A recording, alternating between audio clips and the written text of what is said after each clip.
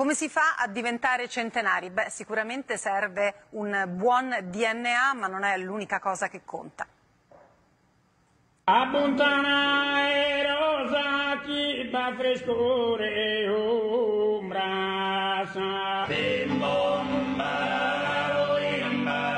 Quando torna aprile, io inizio allora ai 100 anni.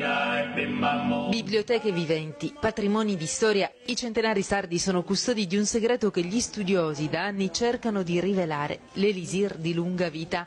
Ogliastra e Barbagia sono tra le 5 aree al mondo, le cosiddette Blue Zone, in cui si registra il maggior numero di anziani arrivati a spegnere 100 e più candeline. Come si fa a diventare centenari? Bisogna essere programmati bene ed è necessario che ci sia il giusto DNA, quel patrimonio genetico che i sardi hanno, ma non soltanto questo. Quando nacque lo Ziu Bonario, l'8 maggio di 100 anni fa, qui a Tiana, nel Nuorese, si viveva soprattutto di pastorizia e agricoltura.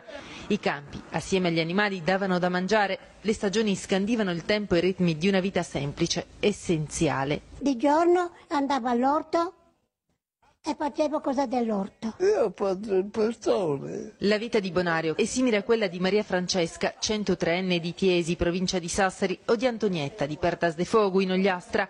Tutte esistenze non prive di fatiche e dolori, ma niente mai riuscito a scalfire l'energia e lo spirito, forti ancora oggi. Mi alzo alle 5.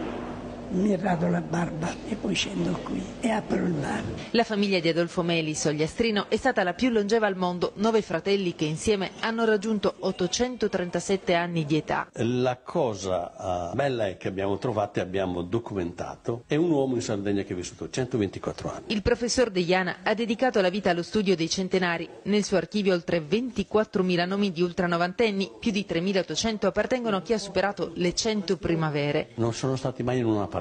La loro palestra è la palestra del lavoro quotidiano. E poi l'alimentazione, basata soprattutto su legumi come fagioli, piselli, fave o altri ortaggi, e le proteine del formaggio. Almeno il 90% di loro, racconta il professor De Iana, aveva inoltre questa abitudine: accompagnare i pasti, mai troppo abbondanti, con un bicchiere di vino rosso. Un patrimonio genetico straordinario, quello dei sardi, capace di far gola a molti, come testimonia il misterioso furto di provette di 2 anni fa al Parco Genos, contenenti il DNA di 14.000 persone. I centenari sono considerati risorse preziose nel contesto sociale in cui vivono, piccole realtà che attribuiscono loro un ruolo importante, nonni di tutti, circondati dal rispetto e dall'affetto dei compaesani e sostenuti dalla fede, che aumenta con l'avanzare degli anni e fa sì che il loro spirito non invecchi mai. Quanto è importante sorridere? È tutto lì.